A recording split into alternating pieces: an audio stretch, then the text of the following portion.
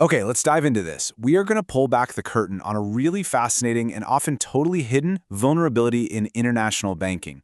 It's a tool that can basically turn a financial fortress into an open door for all sorts of anonymous users.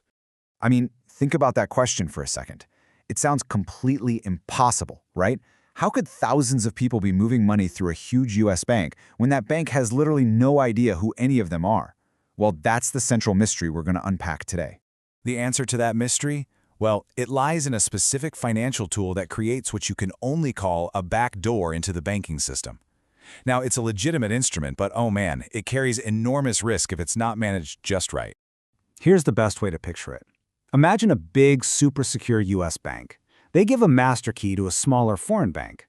But, and this is the crazy part, instead of keeping that key for itself, the foreign bank just starts making copies and handing them out to all of its customers, giving every single one of them direct access. So that master key has an official name.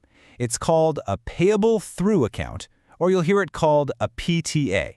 Let's break down what that actually means. Here's the absolute heart of it.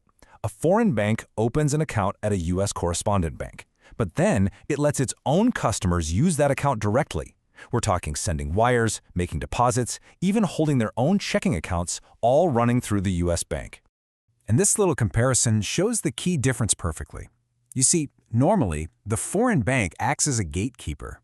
It takes orders from its customers and then it passes them on. But with a PTA, that gate is just thrown wide open. The customers themselves can directly control the funds inside the US bank.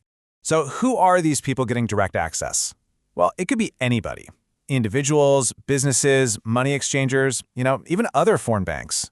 A single one of these PTAs can have a virtually unlimited number of what are called subaccount holders, which, as you can imagine, creates this massive blind spot for the US bank. Okay, theory is one thing, but a real-world example just makes the risk crystal clear. So let's look at a classic case that shows just how dangerous these accounts can be when the controls completely fail. In our story, there are three main players. First up, we've got American Express Bank International, or AEBI, down in Miami. Second, there's Lombard Bank, which was licensed in the offshore haven of Vanuatu. And third, you have Lombard's customers, who were mostly based in Central America. Now get this. This is how deep the access went. Lombard didn't just let its customers wire money. No, it actually gave them checkbooks that drew directly on the AEBI account in Miami. I mean, these were customers in Central America, with zero relationship to the US bank, and they're writing checks like they're banking in Miami. It's wild. So let's recap. We have a major US bank, a loosely regulated offshore bank, and a whole group of anonymous customers with direct access. You can probably guess what's coming next. Let's follow the money.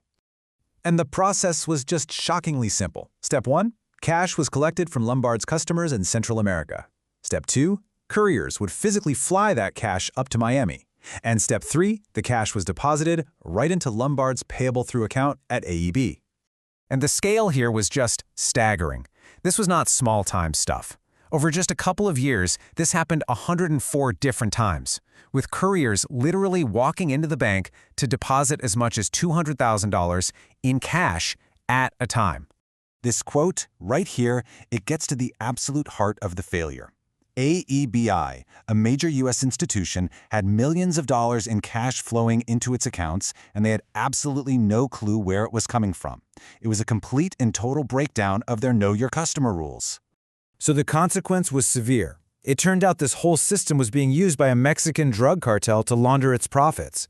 In the end, AEBI paid a huge multi-million-dollar fine for facilitating all of this criminal activity. This case pretty much became the textbook example of what not to do. And from its failure, regulators and banks identified some key red flags to look out for. So let's break down the 4 biggest ones from this story. Okay, first, the foreign bank was based in an offshore center with really weak supervision. That's a huge one. Second, the U.S. bank completely failed to identify the actual users of the account.